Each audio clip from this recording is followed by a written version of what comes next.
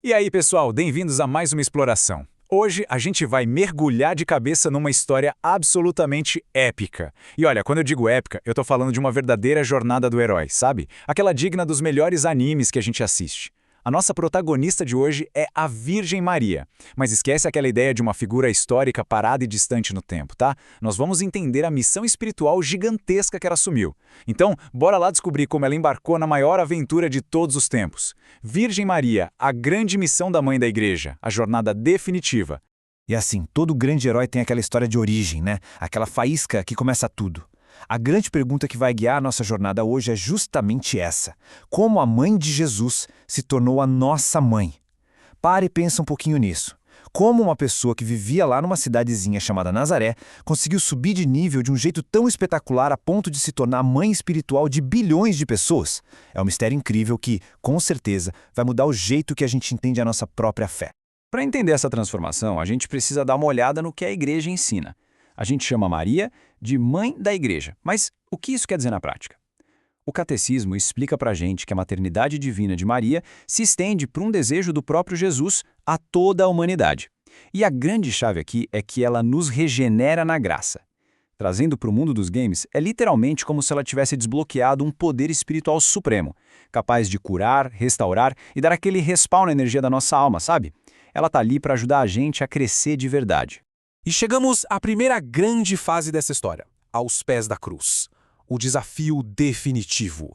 Como acontece em toda boa história, os heróis precisam enfrentar um desafio colossal, aquela provação final. E o contraste nesse momento da narrativa é simplesmente brutal. Presta atenção. De um lado a gente tem os discípulos, homens que andaram lado a lado com Jesus, viram os milagres de perto, mas que na hora da batalha mais tensa simplesmente fugiram com medo. Do outro lado, a gente tem a Maria, e a palavra mais importante sobre ela nesse momento é um verbo super simples, mas muito poderoso: estava.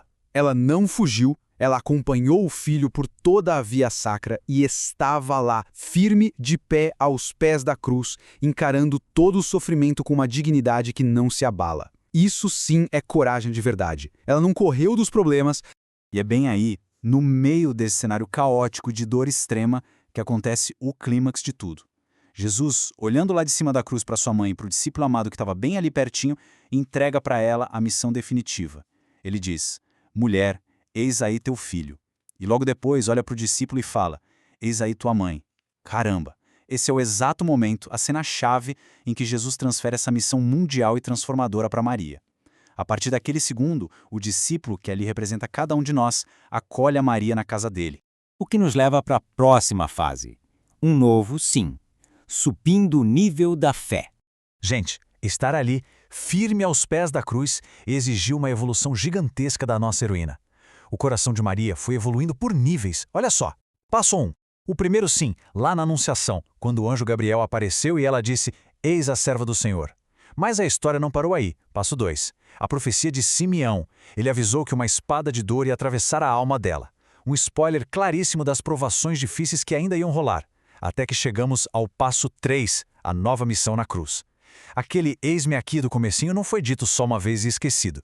Ele cresceu, amadureceu com cada obstáculo, e foi com essa fidelidade testada e super aprovada em batalha que ela recebeu esse suplemento de maternidade, a nova missão. E o que a gente tira de lição de tudo isso? A igreja ensina que a vida cristã tem que estar ancorada no mistério da cruz. Mas o que isso muda para a gente na prática? Significa que a gente não pode dar quite na nossa missão. Quando a gente dá de cara com os nossos chefões da vida real ou com problemas muito difíceis, a atitude de um verdadeiro herói não é sair correndo, é estar lá, é ficar de pé, exatamente como Maria ficou, confiando totalmente que Deus está agindo, mesmo quando a fase está no nível mais difícil. E agora, avançando um pouco na nossa linha do tempo, o nascimento da igreja. Formando a equipe suprema. Olha, depois de toda grande tempestade vem a recompensa e aquele recomeço. É hora de reunir o esquadrão. Imagina essa cena como se fosse a base secreta de uma equipe especial lá no cenáculo. Maria está reunida com os apóstolos, aqueles homens que agora estão transformados e sem medo, estão ali junto com ela numa oração constante, todo mundo muito unido. Eles estão no aguardo. E aí, no dia de Pentecostes, o Espírito Santo desce sobre eles. É oficialmente o lançamento da igreja. E a Maria? Ela está lá, no centro de tudo, acompanhando e guiando a igreja nascente com as orações dela, garantindo que a missão de Jesus alcance o mundo inteiro. E tudo isso nos traz para a Festa da Mãe, a história no nosso mundo real. Pois é, toda essa história espiritual super profunda acabou ganhando uma lore, uma história fantástica na nossa realidade também. Com o passar das décadas, os papas foram organizando essa celebração no calendário litúrgico. Dá uma olhada nessa linha do tempo. Em 1964, bem no final do Concílio Vaticano II, o Papa São Paulo VI declarou oficialmente que a Virgem é mãe da Igreja. Um tempo depois, em 1980, São João Paulo II convidou os fiéis do mundo todo a venerar Maria com esse título. E bem mais recentemente, em 2018, o Papa Francisco fez algo incrível. Ele tornou a memória da Virgem Maria, mãe da Igreja, obrigatória para todo mundo. E, gente, o toque de mestre de tudo isso está aqui. Vocês sabem quando essa festa acontece? Ela é celebrada na segunda-feira, logo após o domingo de Pentecostes. E a lógica por trás disso é genial. Pensa comigo.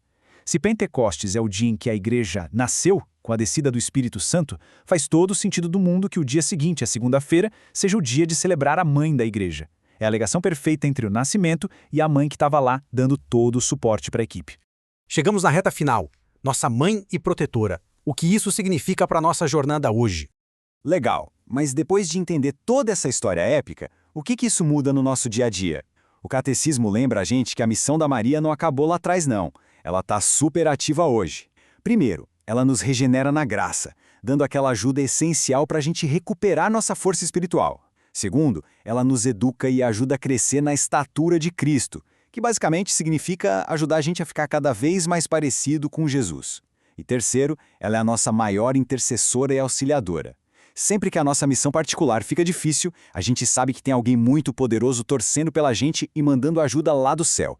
E isso me traz para a grande pergunta final da nossa exploração de hoje. A gente viu o eis-me aqui da Maria, que começou no momento de luz na Anunciação e foi até a escuridão e a dor da cruz. Agora eu pergunto para você, diante dos grandes desafios, dos medos e das missões que Deus coloca no seu caminho, qual vai ser o seu eis-me aqui hoje? A escolha de fugir ou de estar lá, de pé, com coragem e fé, está na mão de cada um. E olha, se esse conteúdo te ajudou a entender melhor a fé e a ação de Deus, já deixa o seu like. Isso ajuda muito o canal a alcançar mais pessoas. E se você ainda não é inscrito, aproveita agora, se inscreva no canal Catequista Felipe Lucas e ative o sininho para não perder nenhum conteúdo sobre fé, doutrina, Bíblia, catequese e espiritualidade. Agora eu quero te ouvir. Você já tinha pensado sobre isso antes? Ficou com alguma dúvida ou tem alguma sugestão de tema? Deixa aqui nos comentários. Eu leio todos e posso até trazer sua pergunta numa próxima exploração. Muito obrigado por acompanhar e até a próxima jornada.